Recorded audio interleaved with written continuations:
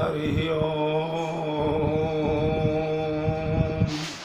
श्रीमन्महागणाधिपतये नमः।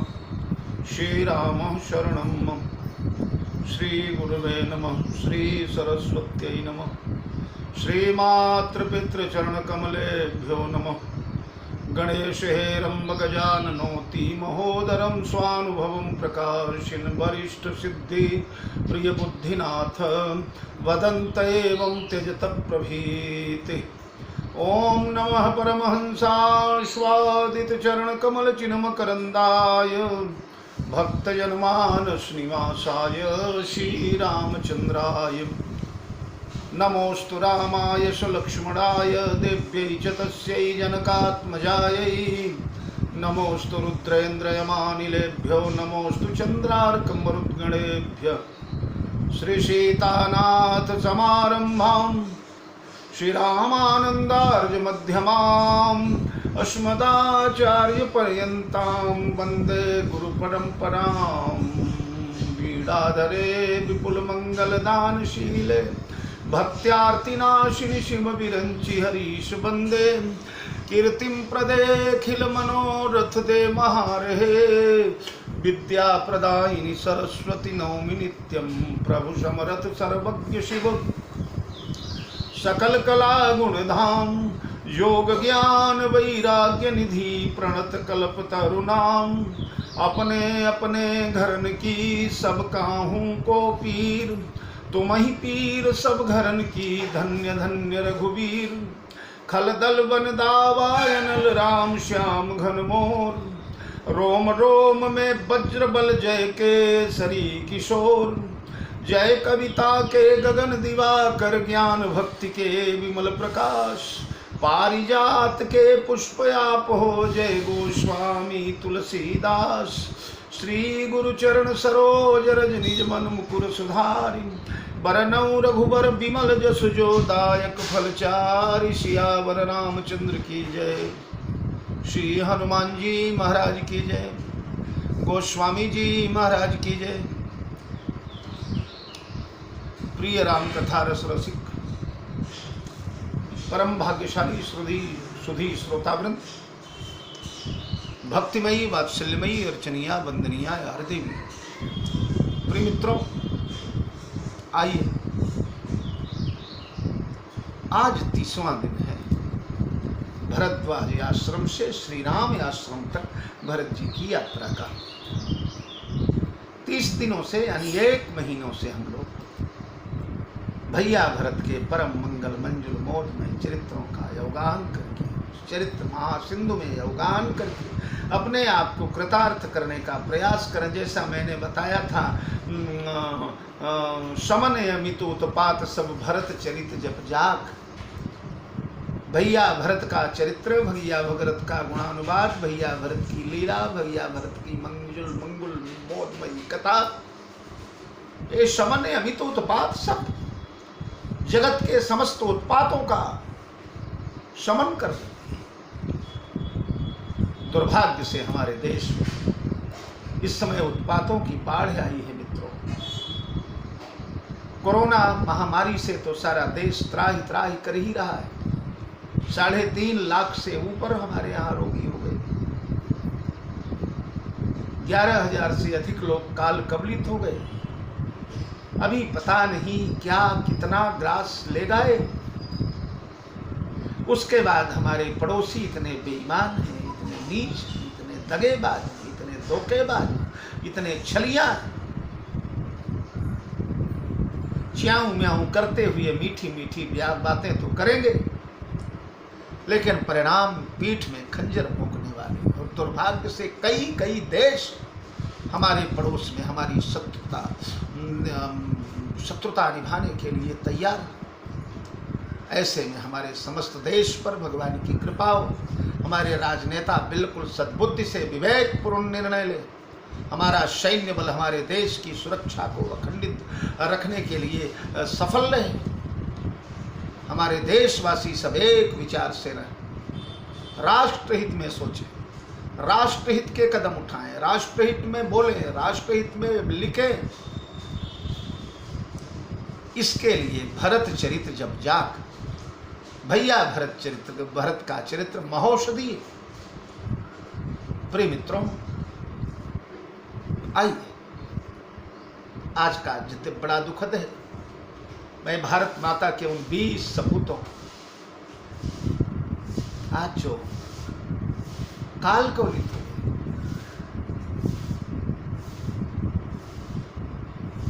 उन्हें श्रद्धांजलि समर्पित करता हूं। उनके माता पिता को, उनके पत्नी, परिवार, कुल कुटुंब, बाल बच्चों, भगवान संबल प्रदान करें।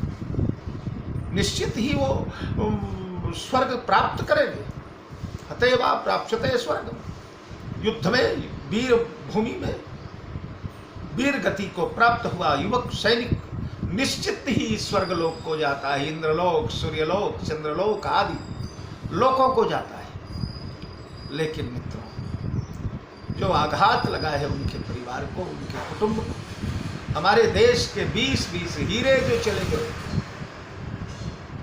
बहुत बड़ा क्षोभ है।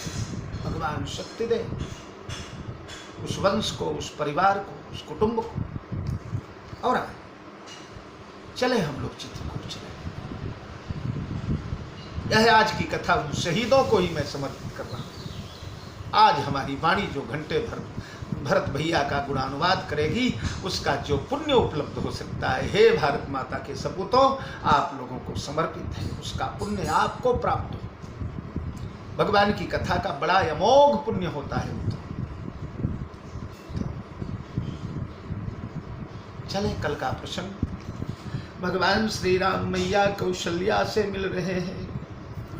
अरे अति अनुराग यम्बौर लाए, नयन स्नेह सलिल अनवाए, तेहि अवसर कर हर्ष विषादो, किमि कवि कहई मूक जिमि स्वादो।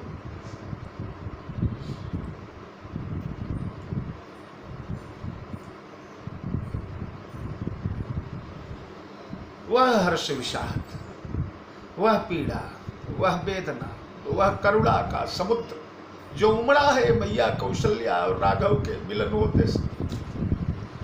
एक कौशल्या वही है, जब से राम का वनवास हुआ है तब से मैया अपने शयन कक्ष में नहीं गई।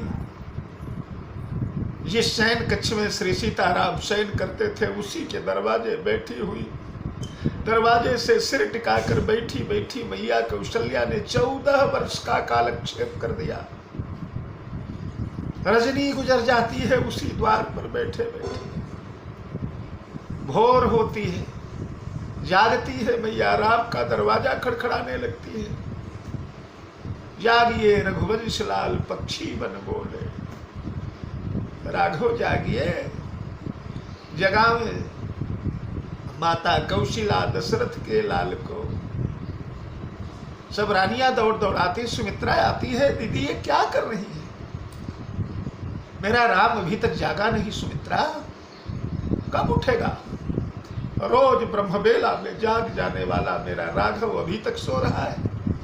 सुमित्रा रोपणी, दीदी क्षमा करें, आपके राघव घर नहीं है, आपके राघव तो वन में गए। ना ना सुमित्रा, झूठ मत बोल मेरे से। मायरी मोहि को नहीं समझावे, गीतावली। मायरी मोहि को नहीं समझावे, राम गमन साँचों की धो सपनों, उर पर तीति न आवे। राम गमन सच में हुआ है कि झूठा हुआ है, मेरे को विश्वास नहीं होता। लगे रहत मोरे नैनन आगे, राम लखन अरु सीता। मेरा राघव तो रातों दिन मेरे नेत्रों में नाचता रहता है। सुमित्रे, मेरा राघव नहीं गया कहीं, शिकार खेलने गया होगा, आ रहा होगा, जल्दी तैयारी करो, जल्दी, मेरा राघव प्यासा होगा। 14 साल कौशल्या के विरह बचन सुन, रोई उठी सब रानी, तुलसीदास रघुबीर बिरह की, पीर न जाई बखानी, माई मोही को नहीं समझावे। ऐसी है अम्बा सुमित्रा, अम्बा कौशल्या। एक प्रसंग आता है सज्जनों, चित्रकूट से अयोध्या जाने के बाद की बात। एक दिन बैठी थी उदास उदास मैया, एकाएक एक पथिक देखा, दिखाई पड़ा। मैया को देखा, मैया प्रणाम, मैया कहाँ जा रहे हो? पथिक ने कहा मैया दक्षिण देश जा रहा हूं। दक्षिण देश कहाँ जा रहे हो? पथिक ने कहा चित्रकूट जा रहा हूं। हाँ चित्रकूट जा, तो भैया एक काम करो, रुक जाओ एक क्षण, क्या बस एक मैं पाती लिख दूं छोटी सी, मेरी चिट्ठी लेते जाना चित्रकूट, मेरा प्राण प्यारा वही रहता है। चित्रकूट को प्राण प्यारा चला गया, वृद्धा को छोड़ राघव हमारा चला गया। रुके रहो।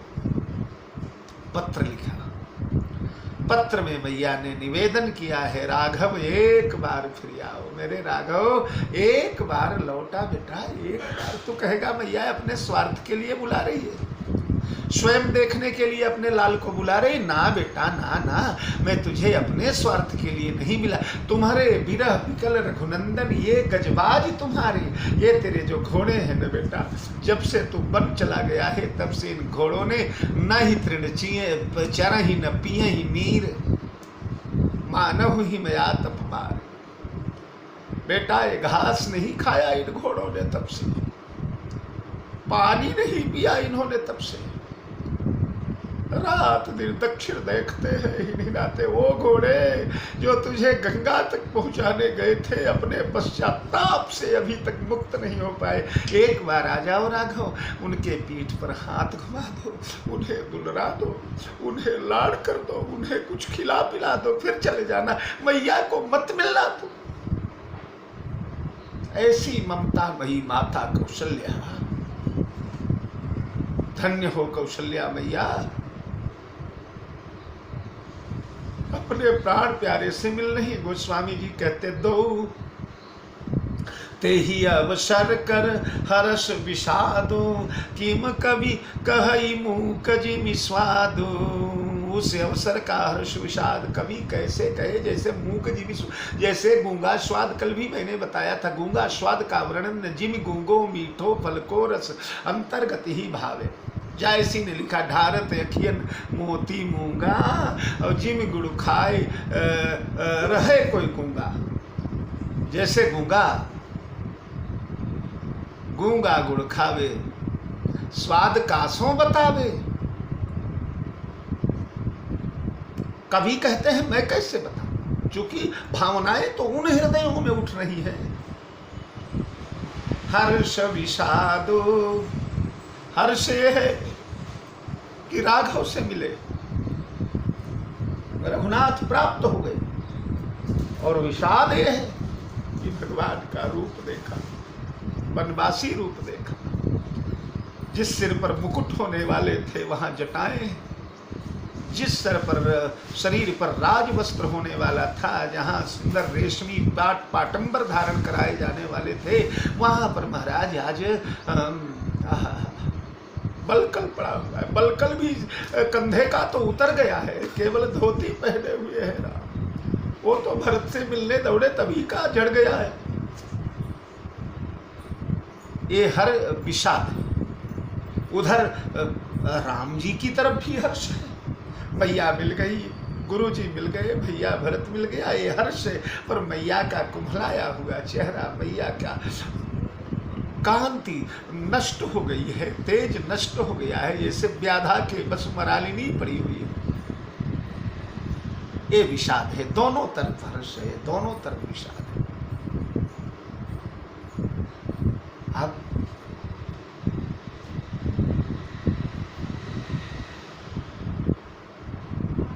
मैया से मिले, अब आग कुछ बोला नहीं गया है, न मैया के द्वारा न राम के द्वारा। जब वेदना सीमा से अधिक हो जाती है तो वाणी मौन हो जाती है। अति हर्ष में भी बोलना बंद हो जाता है, अति मौन में भी बोलना बंद हो जाता है। मैया से मिले भगवान ने, बस अब यहाँ का प्रसंग समापन हुआ।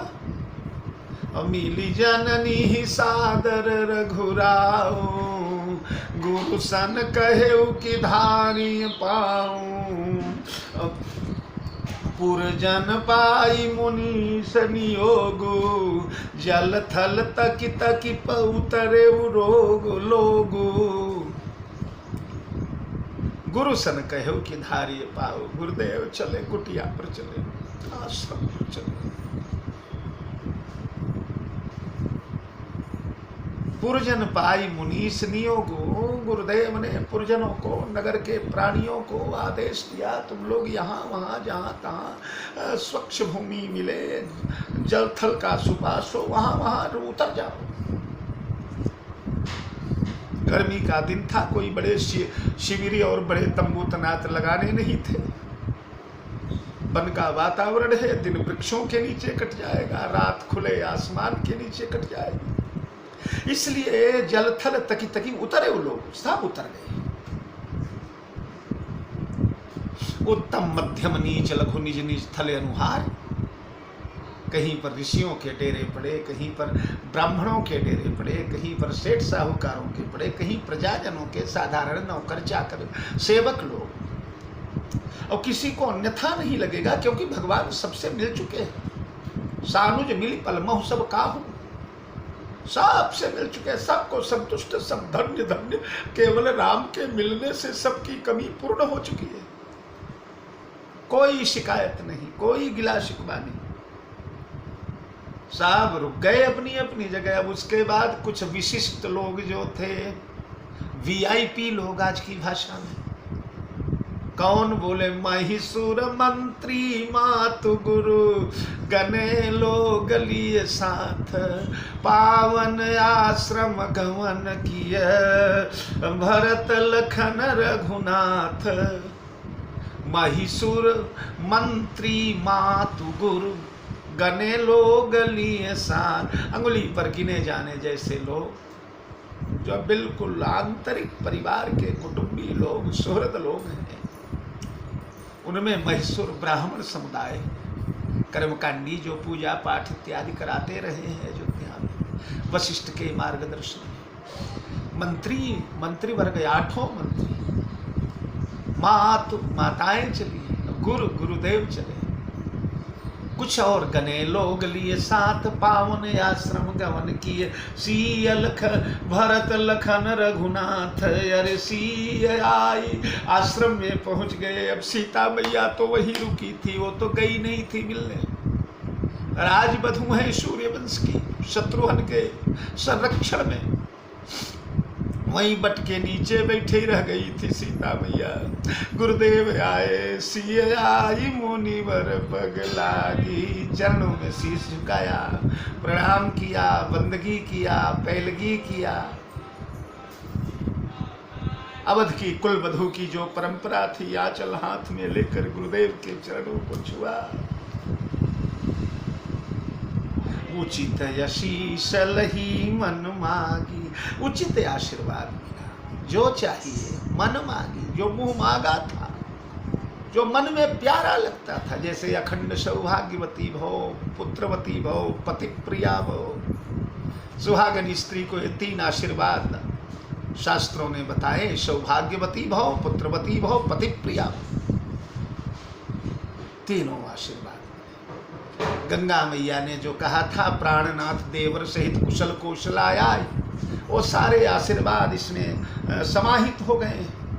कल्याणी बनो, सावित्री बनो, गावित्री बनो, युगो युगो तक स्त्री जाति।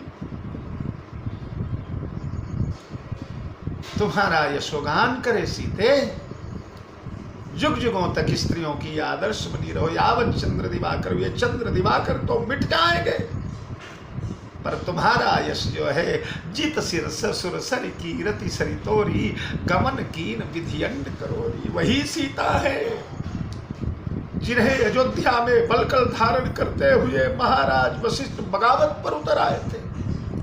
न तद भविता राष्ट्रम यत्र रामो न विद्यते, तद्वनम भविता राष्ट्रम यत्र रामो निवस्यते। पापिनी कैकेयी, मेरी बहू रानी ने, हमारी सीता ने, इनको वनवास नहीं दिया गया है। सीता राजरानी, सीता अयोध्या में रहे। ठीक है, राम राजा चले जाएंगे मन को, पर राम की कमी हम सीता से पूर्ण करेंगे। हमारी बहू इस प्रकार से मुनि वस्त्र धारण करके नहीं जाएगी, हम अयोध्या वाले पूरे तेरी अयोध्या का परित्याग कर देंगे। तेरा बेटा आएगा तो मुर्दों पर शासन चलाएगा। जिन सीता को देखकर हृदय दहल गया था गुरुदेव का, वो सीता, हृदय से आशीर्वाद मिला है, जुगो जुगो तुम्हारी कीर्ति बढ़े बेटी। उसके बाद गुरु पत्नी मुनितियन समेता, मिली प्रेम कही जाइन जेता। गुरु पत्नी महारानी अरुंधति से मिली। ओ अरुंधति, कल मैंने बताया था सप्तर्षि मंडल में जिनको स्थान मिला है, जो पतिव्रताओं की शिरोमणि है, पतिव्रताओं की स्वामिनी है, नर्मदा, अनुसुईया, शची, पार्वती, अरुंधति, लक्ष्मी, ये सब पतिव्रताओं की स्वामिनी। उन महारानी अरुंधति ने देवी को सुहागिन होने का वरदान दिया। सदा सुहागिनी हो तुम, जब लगी मही ऐसी से। ब्राह्मणों की स्त्रियों से मिली है, सबने आशीर्वाद दिया है। बंदी बंदी पग सिय सब ही के, आशीर्वचन लहे प्रिय जी के। साथ से आशीर्वाद की दौलत बटोर रही है, आशीर्वाद धन बटोरा जा रहा है। सबसे उचित आशीर्वाद अब सासु सकल, जब सिय निहारी, मुदे नयन सहमी सुकुमारी। गोस्वामी जी कहते हैं सबके बाद अब सासुओं का, जैसे पति ने किया था वैसे ही पत्नी भी कर रही है। रामभद्र भी गुरुदेव से मिले, पुरजनों से मिले, फिर माताओं से। सीता की दृष्टि एकाएक सासुओं पर पड़ गई। एकाएक सीता ने आंखें बंद कर लिया, देख नहीं पाई। कोई भयंकर दृश्य सामने आ जाए तो आदमी आंख बंद कर ले। भयंकर क्या है? ये माताओं का वेश, मुरझाया हुआ चेहरा। परिबधिक बस मन हुमराली, काह कीन कर तारी कुचाली। जैसे व्याधा के वश में, बधिक के वश में मराली हंसिनी पड़ गई हो। हंसनी का अंग अंग सूख गया हो, थरथरा गई हो, तेजहीन हो गई हो, श्रीहीन कांतिहीन हो गई हो। उस प्रकार सासुओं का चेहरा मुरझाया हुआ, वृद्ध शरीर और वृद्ध हो गया, चलने में डगमगा रही, हाथ पांव कांप रहे हैं। इतने दिनों से अन्न नाम की चीज नहीं लिया है। भूखी प्यासी बिलपती कलपती माताओं को देखा जैसे व्याधा के वश में मराली पड़ी हो। व्याध ने कस लिया हो फंदे में मरालिनी राजहंसिनी को। उसकी छवि, उसका तेज, उसका स्वरूप, उसकी मृदुलता, उसकी सौम्यता, उसकी स्वच्छता सब नष्ट हो गई। उस प्रकार से महाराज देखा है, सीता ने सासुओं को आंख बंद कर लिया, नहीं देख पाई।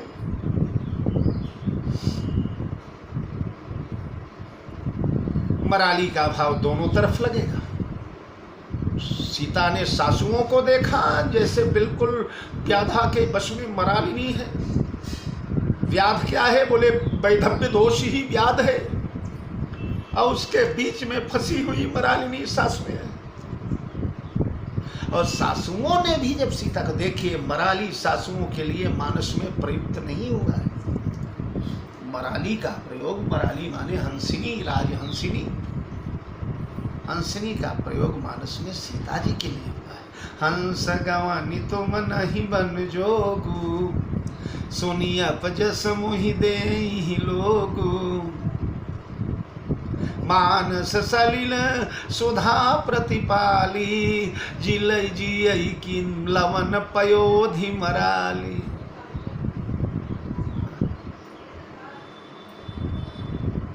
तो मराली सीता को कहा गया है। सासुओं ने सीता को जब देखा तो सीता के छवि को देखकर ऐसा लगा जैसे वनवासी ही व्याधा हो, वनवासी व्याध हो। उसने मेरी मरालिनी बहू सीता को अपने चंगुल में पकड़ लिया। चेहरा मुरझाया हुआ है, सुंदर भव्य नव्य दिव्य गौर शरीर सीता का कुम्हला गया है, आंखें बुझी बुझी है, श्यामल हो गया है, ओंठ पर पपड़िया आ गई है, पैरों में बड़े बड़े ठेठे पड़ गए हैं चलते चलते, जैसे व्याध के बस मरालिनी पड़ी हो ऐसे सीता दिखाई पड़ी। दो उनको दो उनसे नेह सरसाई वो, सीता ने उन्हें अगर वैसी देखा तो उन्होंने सीता को वैसी देखा। परिबधिक बस मन हुमराली, तीन सिय निरखी निपट दुख पावा, सो सब सही है जो दैव सहावा। माताओं को व्याधा के वश में मरालिनी जैसी पड़ी है इस रूप में सीता जी ने देखा, कांप गई, थरथरा गई। अब तीन सिय निरखी निपट दुख पावा, माताओं का हृदय धक रह गया है, धड़क उठा है कलेजा सीता को देखकर। सो सब सही है जो दैव सहावा, क्रूर विधाता तो जो सहायगा वो सब सहना पड़ेगा। जनक सुता तब उर धरि धीरा, नील नलिन लोयन भरि नीरा, नील नलिन लोचन भरि नीरा, मिली सकल सासुन सिय जाई, तेहि अवसर करुणा महि छाई। भगवती सीता ने देखा है सासुओं की ओर, हृदय में धैर्य धारण किया है, इनके बड़प्पन के लिए कुछ न कुछ तो धीरज रखना पड़ेगा, तब न इनका आदर होगा, तब न इनका सम्मान होगा। नील नलिन लोचन भरि नीरा, नील कमल जैसे लोचन हो गए। देखो करुणा का यहाँ विस्तार हो रहा है, और शास्त्रों में करुणा को कबूतर के कंठ के रंग का कहा गया है। कबूतर का रंग जैसा होता है ना, धूमिल धूमिल धूमिल, वैसा करुणा का स्वरूप शास्त्रों में कहा गया है। इसलिए सीता के नील नलिन नोयन लोचन भरनी, ये नील नलिन लोचन हो गए, करुणा का जो रूप है उस रूप में बदल गई।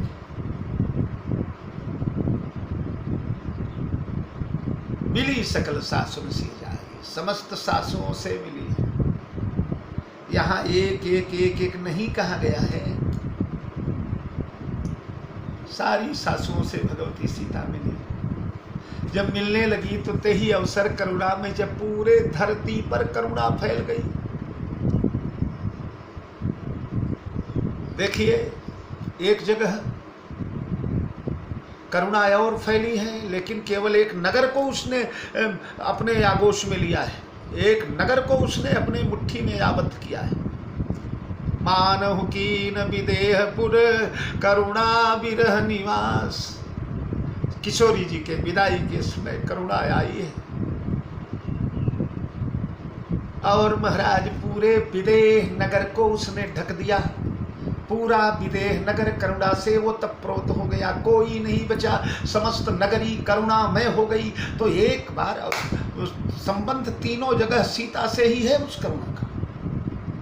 और उसके बाद अयोध्या में करुणा आई है।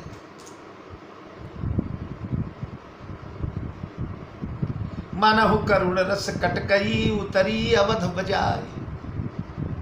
सैन्य संभाल करके करुण रस अयोध्या में आया, पर अयोध्या में भी नगर में ही सीमित रह गया। दो जगह करुणा का सागर उमड़ा, पर एक एक नगरों में सीमित रह गया वो सागर। लेकिन मित्रों, आज जब चित्रकूट में करुणा उमड़ी है तो तेही अवसर करुणा महि छाई। संपूर्ण धरा मंडल उस करुणा से वो तप्रोत हो गया। क्यों? इसलिए कि धरती के पुत्री को आज करुणा में होना पड़ा है। धरती की पुत्री सीता मिल रही है आज सासुओं से, इसलिए तेही अवसर करुणा महि छाई। लागी लागी पगी सगर समनिसिय, भेंट अति अति अनुराग। सारी सासुओं से अब इसमें क्रम वही समझना पड़ेगा जैसे श्री राम ने किया है। ये भगवान की प्रतीक्षाया है ना। पिय रुख लखी पति रुख लखी आयस अनुसरे हो, तो राम का रुख जो है बस वैसा ही हो रहा है। क्या हो रहा है? सबसे पहले ये भी कैकेयी के ही पग में लगी, और कैकेयी के पग में जब बहू रानी सीता सिर झुकाने लगी, कैकेयी अवाक रह गई। कैकेयी सोचने लगी, हे भगवान, ये दिन मैं कैसे देख पाऊंगी, कैसे मुकाबला करूंगी? बहू रानी अभी खड़ी होगी, खड़ी होकर जब चेहरा सामने होगा, क्या कैसे देख पाऊंगी उन्हें? मुझ पापनी ने तेरे सुहाग में जहर घोल दिया सीता, तेरा सुख सौभाग्य सब छीन लिया। यही रघुनंदन जानकी ही सुख अवसर दुख दीन। कैकेयी का प्रेत उतर चुका है। मंथरा रूपी गुरु ने जो कुपाठ पढ़ाया था, वो कुपाठ अब वो उतर चुका है भूत माथे से। इसलिए भैया कैकेयी थरथरा उठी है। सीता से मिलने का ताप नहीं आ रहा है, मिलने की ताव नहीं आ रही। चरणों में पड़ी है, उठ करके हृदय से भेंटा है। स्त्रियों में हमारे यहाँ बहू, सासू, देवरानी, जेठानी, ननद, भौजाई, सखी, सहेली, अड़ोसन भेंटने का नियम। भेंटती अति अनुराग और आशीष दिया जा रहा है। हृदय आशीष ही प्रेम बस रही है भरी सुहाग। प्रेम के वशीभूत होकर के यहाँ तीनों माताओं को लेना पड़ेगा। तीनों माताएं, तीनों नहीं 700 रानियां जो आई हैं, या 350 जो रानियां आई हैं। गीतावली में 700 रानियों का वर्णन है। सब प्रेम के वशीभूत होकर के आशीर्वाद दे। हृदय आशीष ही प्रेम बस रही हो भरी सुहाग। सर्वदा सुहाग से भरी रहो बेटी, तुम्हारा सुहाग एक क्षण रहे और हमेशा भरी रहोगी, रहेगी ही, क्योंकि इनके सुहाग साधारण थोड़े हैं। अकाल पुरुष है, जिनका कोई काल नहीं है, जिनका कोई समय नहीं है, जिनकी कोई जन्मावधि नहीं है, मरणावधि नहीं है, थे, हैं और रहेंगे। कल्पों कल्पे सृष्टि बनती बिगड़ती मिटती रहेगी, डूबती रहेगी, उतराती, पर वो जैसे हैं वैसे ही रहेंगे। इसलिए रही हो भरी सुहाग, सदा सुहागिन रहो। हमारे यहाँ सुहागिनी स्त्री को यही, वो बांदा जिले की बनवासनी ग्राम की जो साधारण स्त्रियां हैं, अति सप्रेम सी पाए परी बहुविधि देहि आशीष। सदा सुहागिन रही तुम जब लगी मही यही शीश। जब तक पृथ्वी शेष के सिर पर टिकी है तब तक तुम सुहागिन रहो। पर सासुओं ने वो अवधि भी नहीं दिया, इन्होंने तो सदा सुहागिन। पृथ्वी चाहे शेष के सिर से कभी उतर भी जाए तो भी तुम सुहागिनी रहोगी सीता। विकल स्नेह सिय सब रानी, बैठन सब ही कहे गुरु ज्ञानी। गुरुदेव ने सोचा है विषय परिवर्तन किया जाए। मिलने मिलाने का समय बहुत हो गया। गुरुदेव ने कहा सभी बैठ जाइए। आदेश पा करके सभी लोग बैठ गए। राघव गुरुदेव के चरणों के पास बैठे, महारानी कौशल्या बैठी। गुरुदेव ने कही जग गति माइक मुनि नाथा, कहे सकछुक परमारथ गाथा। गुरुदेव ने जगत के गति को माइक बताना शुरू कर दिया। यह सब माया कर परिवारा, प्रबल अमित को बर नहीं पारा। गोचर जह लगी मन जाई, सो सब माया जाने हूँ भाई। ये सब माया का परिवार है। राघव, लखन, पूर्ववासियों, मुनिजनों, मुनिजन भी वो जो जहाँ बैठे मुनिगण सहित नितसी राम सुजान जिनके साथ सत्संग होता था वो भी बैठे हैं। वशिष्ठ का भाषण हो रहा है। धरती के सर्वोत्कृष्ट वक्ता, सर्वोत्कृष्ट कर्मकांडी, सर्वोत्कृष्ट विज्ञानी का भाषण हो रहा है। सब कान लगाकर सुन रहे हैं। वशिष्ठ जी जगत के गति को माइक बताए। ये सब माया का पसारा है। माया मा माने नहीं, या माने जो।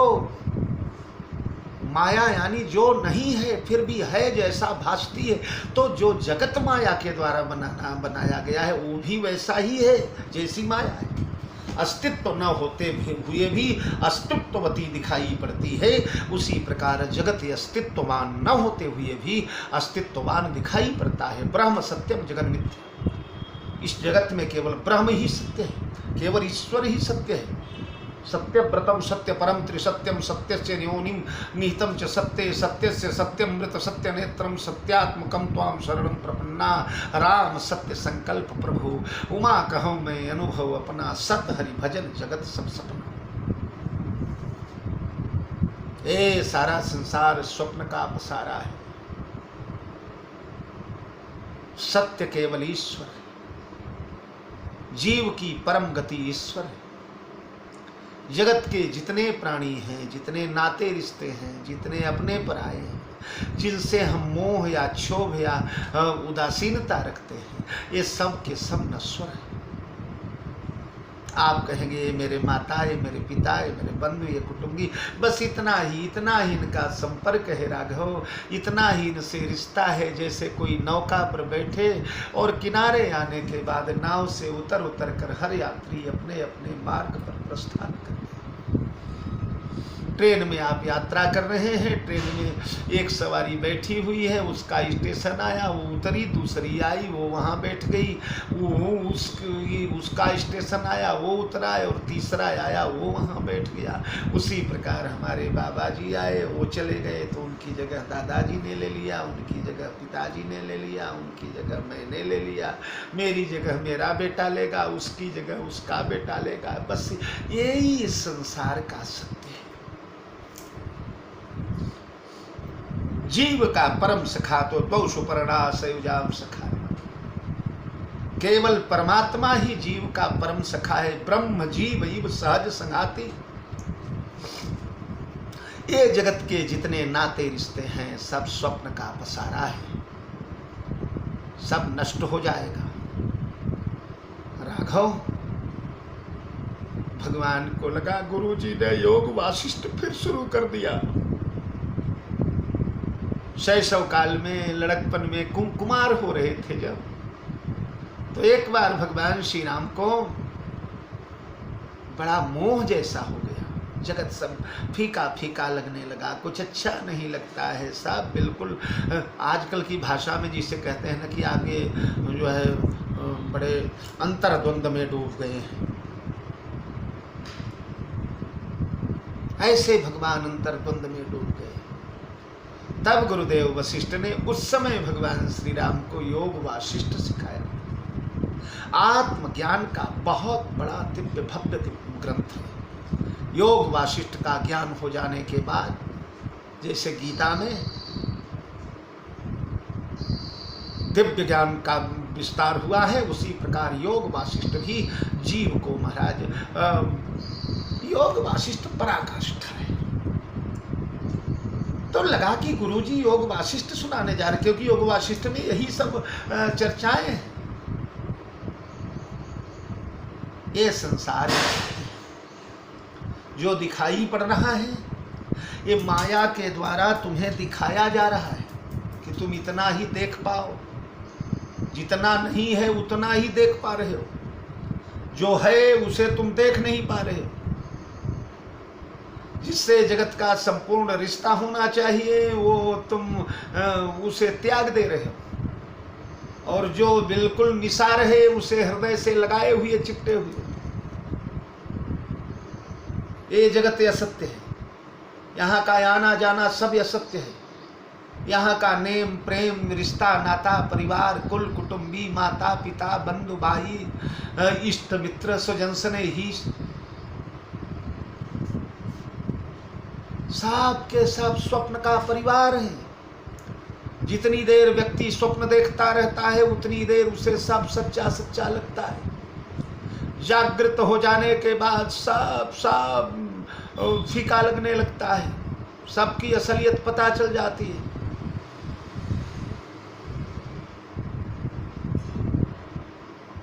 इसलिए जीव को केवल ब्रह्म से ही रिश्ता रखना चाहिए। एक कहानी मैंने कभी पढ़ा था, सोशल मीडिया पर ही आई थी शायद, कि एक महात्मा जी एक सेठ जी के दुकान पर गए। सेठ जी से कहने लगे, सेठ जी ये क्या दिखाई पड़ रहा है इस डिब्बे में? सेठ जी ने कहा, गुरुजी इसमें नमक है। महात्मा जी ने कहा, सेठ जी इस डिब्बे में क्या है? बोले इसमें शक्कर है गुरुजी। इसमें क्या है? बोले इसमें खांड है। इसमें क्या है? बोले इसमें साबुदाना है। इसमें क्या है? इसमें ये है वो है वो है वो है। ऐसे करके 50 डिब्बे रखे हुए थे, सब बता दिए। पीछे एक डिबिया छोटी सी थी। गुरुजी ने कहा, सेठ जी इसमें क्या है? तो बोले, गुरुजी इसमें कृष्ण है। तो गुरुजी ने कहा, कृष्ण है इसमें? बोले हाँ। बोले खोलो भला। खोला तो देखे तो बिल्कुल खाली। बोले क्या मतलब सेठ जी, ये तो खाली। सेठ जी ने कहा, गुरुजी जो खाली रहती है उसी को मैं कृष्ण कहता हूं। गुरुजी चरणों में गिर पड़े। गुरुजी ने कहा, आज बेटा बहुत बड़ा दिव्य उपदेश तूने दे दिया। जो बिल्कुल रिक्त है, जो खाली है, बिल्कुल शेष है,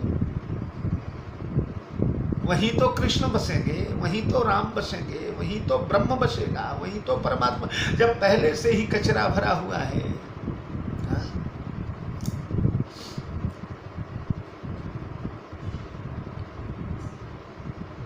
मन में है दूषण भरा हुआ, भगवान वहां कैसे आए? घर में घना अंधेरा हो तो मेहमान वहां कैसे आए? तो ये मोह का ममता का जो अंधेरा है बेटा, ये सब असत्य है। माया का परिवार, ये सब माया कर परिवारा, ये सब माया का बनाया हुआ परिवार है। और माया स्वयं अपने आप में असत्य है, इसलिए असत्य के द्वारा बनाया हुआ जो निर्माण है वो असत्य ही होगा। जीरो के द्वारा बनाया हुआ जो संसार होगा वो जीरो ही होगा। शून्य शून्य शून्य शून्य शून्य शून्य मिलाते जाने पर भी शून्य ही हुआ करता है। इसलिए ये जगत असत्य है, जगत नाशवान है। जातस्य ही ध्रुवो मृत्यो ध्रुवो जन्म मृतस्य च। जिस दिन बिंदु माँ के गर्भ में आता है उसी दिन उसके मृत्यु का निर्धारण हो जाता है। जिस दिन मृत्यु को प्राप्त होता है उसी दिन अगले जन्म का निर्धारण हो जाता है। राम जी ने कहा, गुरुदेव बड़ा दिव्य ज्ञान आपने सिखाया। बोले हाँ राम, इसीलिए मैं सिखा रहा कि अब जो घटना सुनाने जा रहा हूं उसमें आप धैर्य धारण करेंगे। क्या घटना? बोले, नृप कर सुरपुर गवन सुनावा, सुनी रघुनाथ दुसह दुख पावा। नृप कर सुरपुर गवन, आपके पिताजी स्वर्गीय हो गए राघव। ध्यान देना मित्रों, इसके पहले राम जी माताओं से मिले हैं, सीता जी माताओं से। ये पोल खुलने नहीं पाई है। माताओं ने वैधव्य का जो रूप है उसे छिपा रखा, उसे प्रकट नहीं। इतने तरीके से, इतने होशियारी से मिले थे सब कि पता न चलने पावे राम लक्ष्मण को कि ऐसी घटना हो गई। माताओं के वेश से न पता चलने पावे।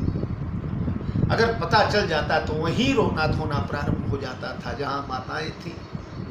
सीता ने पधी परी बधिक बस मनहु मराली, देखा है सासुओं को, लेकिन माताओं का मुरझाया चेहरा, क्लांत चेहरा देख करके उन्होंने मराली, बधिक बस परी हुई मराली समझ लिया था। वैधव्य भेष सीता भी नहीं देख पाई, वरना जो चर्चा सपने वाली सुनकर के भगवान बिलक गए थे, भय सोच बस सोच विमोचन, वह अगर प्रत्यक्ष दिख जाता तो वहीं पर सब रोना धोना, वहीं पर गिरना पड़ना प्रारंभ हो जाता। इसलिए बड़े सावधानी से इसे छिपाया गया। बिल्कुल राम सीता ने मिलते समय यह नहीं पहचाना था। अगर ये पहचान ली, वैसे तो सर्वव्यापक है, उनके लिए क्या पहचानना क्या न पहचानना, क्या जानना क्या न जानना। लेकिन लीला में अभिनय के मंच पर अभी तक भगवान अनभिज्ञ रहे। अब गुरुजी ने कहा, और इसीलिए इसे छिपा करके रखा गया था। अगर गुरुजी के कहने के पहले पता चल जाता तो चित्रकूट में हाहाकार मच जाता था। गुरुजी पहले सबको योग वासिष्ठ का उपदेश देकर उस धरातल पर ले आए, उस ऊंचाई पर लाए हैं गुरुदेव। और जब मानसिक धरातल उच्च हो गया, तब गुरुजी ने नृपकर सुरपुर गवन सुनावा, सुनी रघुनाथ दुसह दुख पावा। आपके पिताजी स्वर्गीय हो गए और सुनते ही हमारे भगवान श्री राम धरती पर लौटने लगे, छाती पीटने लगे, बार बार गुरुजी से लिपटते हैं, मैया से लिपटते हैं, लक्ष्मण से लिपटते हैं। और भगवान कहने लगे, मरण है तो निज नेह निहारी, भय अति विकल धीर धूर धारी। अपने नेह को मृत्यु का कारण समझा। मेरे कारण पिताजी मर गए, मैं उसमें कारणीभूत हुआ, यानी पिताजी के मृत्यु का दोषी मैं ही तो उनकी आज्ञा नहीं माना। अगर आज्ञा मान लिया होता तो पिताजी न मरे हो। अब उस समय अपने दृढ़ प्रतिज्ञता को भगवान श्री राम माया में लीला में छिपा देते हैं। वरना तो पिताजी नहीं, पूरी अयोध्या भी अगर मर गई होती तो भगवान राम लौटने वाले नहीं थे, राम वन में जाने वाले थे। पर लीला में हाय मेरे कारण पिताजी मृत्यु को प्राप्त हो, मैं अभागा इसमें योगदान देने वाला हुआ। मेरी स्मृति में पिताजी ने शरीर को त्याग दिया।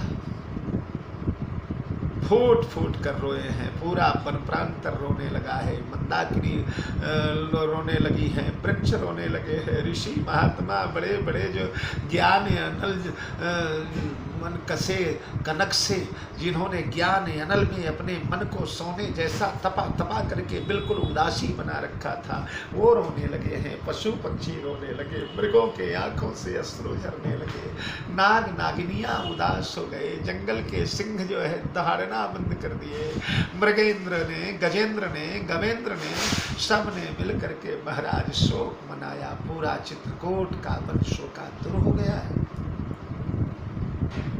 और भगवान सबसे लिपट लिपट कर यही कहते हैं, मैंने आज्ञा तोड़ा पिताजी की, इसलिए पिताजी ने प्राण छोड़ दिया, मैं उसका कारण हूं, मैं उत्तरदायी। ओहो, कुलिस कठोर सुनत कटुवानी, बिलपत लखन सीय सब। कुलिस कठोर सुनत कटुवानी। उस समय उस कटुवानी को जो सुन रहा है और फट नहीं जा रहा है, विदीर्ण नहीं हो जा रहा है, वो कुलिस कठोर है, वज्र के समान कठोर है। अब यह वचन सुनकर बिलपत लखन, यहाँ लक्ष्मण सबसे पहले कहा गया। रानियां तो बहुत रो चुकी है, अब उनके आंसुओं का कोष समाप्त हो रहा है। लक्ष्मण जी महाराज लिपट लिपट कर लोगों से रोने लगे। भोले भाले लक्ष्मण कहते हैं, पिताजी ने, भैया ने कहा था कि तुम्हें पिताजी के लिए रोक रहा हूं लक्ष्मण, तुम्हें माताओं के लिए रोक रहा हूं। उस समय अगर रुक गया होता मैं तो शायद पिताजी न मरते। मेरा भी इसमें दोष है, मेरा भी इसमें अपराध है। भगवती सीता भी फूट फूट कर रोती है। पिताजी ने संदेश दिलवाया था कि जो पे भवन आव जगदम्बा, मौका होई बहुत अवलंबा। यही विधि करे उपाय कदम्बा। सीता अगर लौट आए तो मेरे प्राण बच जाएंगे। राम अगर नहीं आए तो देखो राम सीता की विशेषता है, गिरा अर्थ जल बीच सम कहियत भिन्न भिन्न, बंदम सीता राम पद जिन्हि पर खिन्न। राम सीता की विशेषता, एक अगर रह गया होता तो दूसरे की कमी पूर्ण हो जाती। तो सीता भी तड़प तड़प कर रोती है सासुओं से लिपट कर। अगर गंगा तट से मैं चली गई होती तो शायद पिताजी न गए होते। शोक विकल सब राज समाज, मानहु राज अकाज आज। ऐसा लगता है जैसे राजा आज ही मृत्यु को प्राप्त हुए, आज ही काल कवलित हुए, आज ही राजा ने प्राण त्यागा। घाव हरे हो गए हैं सबके। मृत्यु को 17-18 दिन हो गया है। रोते रोते रोते रोते सब सब सब मौन हो गए हैं। पर आज पुनः ऐसा घाव भरा है कि लगा कि रामानहु राज काजे हुआ, जो आज ही राजा की मृत्यु हुई है। मुनिवर बहुरी राम समझाए, गुरुदेव पुनः आए हैं और राघव को समझाने लगे। राघव, जो गत है उसकी बहुत ज़्यादा स्मृति करके रोना नहीं चाहिए।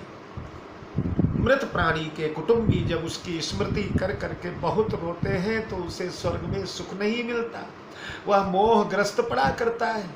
और आपके पिताजी वो जो भरत को उपदेश दिया था, सोचिए विप्र जो वेद विहीना, तजनी धर्म विषय लौलीना, सोचिए नृपति जो नीति न जाना, जेहि न प्रजा प्रिय प्राण समाना, सोचिए वैश्कृष्ण धनवानु, जौने अतिथि प्रिय भगत शिव भगत सुजानु, सोचिए शूद्र विप्र अपमानी, कुटिल मान प्रिय ज्ञान गुमानी, पुरुष सोचिए पर प्रतिवंचक नारी, वगैरह वगैरह जो वहाँ बताया था।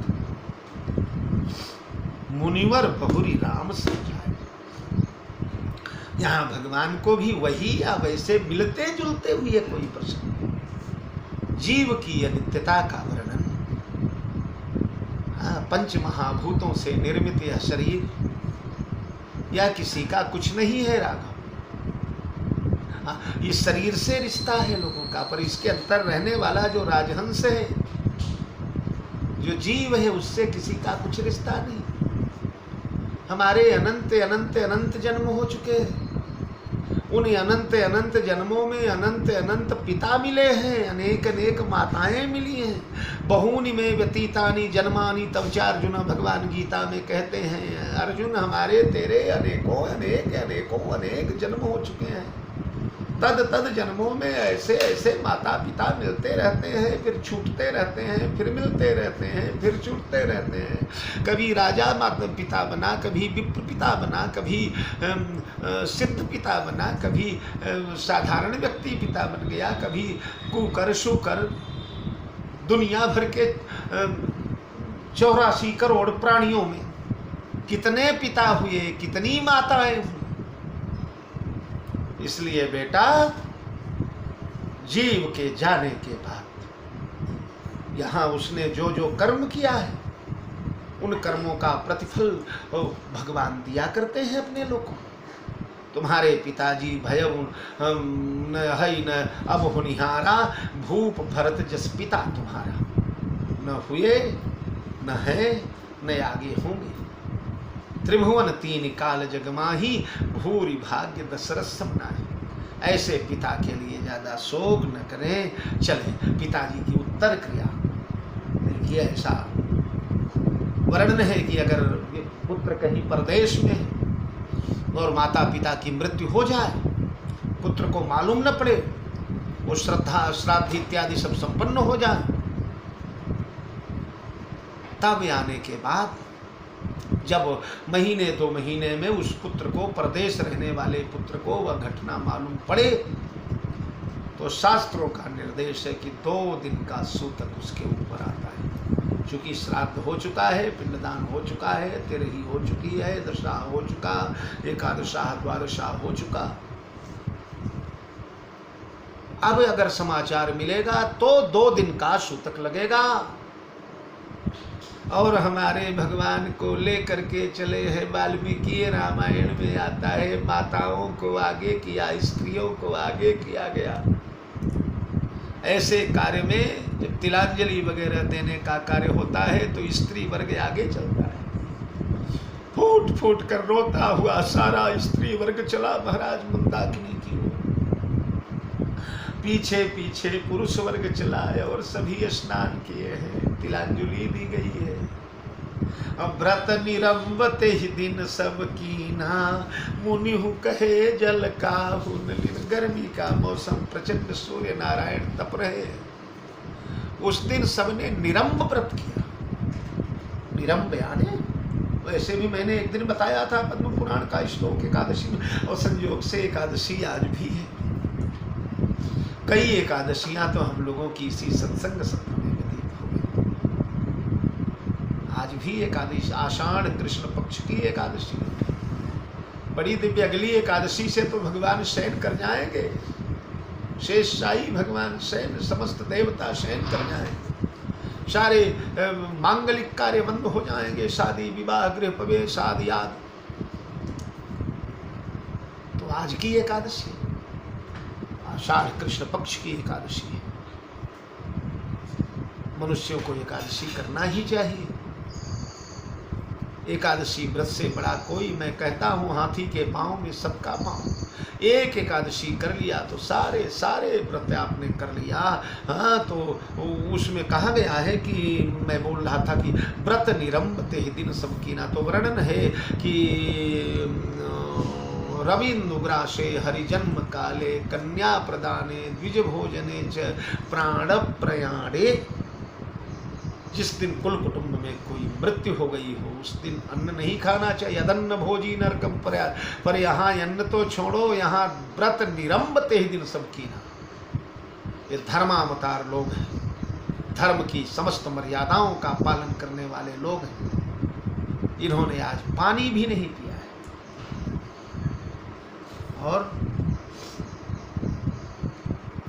आज का दिन बिना पानी पिए गुजर गया। रात हुई, सबने विश्राम किया, सवेरा हो गया। भोर भय रघुनंदन ही जो मुनि आय सुदीन। श्रद्धा भगति समेत प्रभु सो सब सादर कीन। गुरुदेव ने श्राद्ध करवाया राम के द्वारा, पिंडदान करवाया। पिंडदान में वर्णन आता है सज्जनों की भगवान श्री राम ने इंगुदी के फलों को गूदे निकाल करके इंगुदी के फलों का पिंड बनाया राजा दशरथ के लिए। और भगवान कहने लगे, पिताजी, पुत्र उस समय जिस भोजन को करता है, पुत्र उस समय जो भक्ष्य पदार्थ ग्रहण करता है, उसी का पिंडदान पिता को किया जाता है।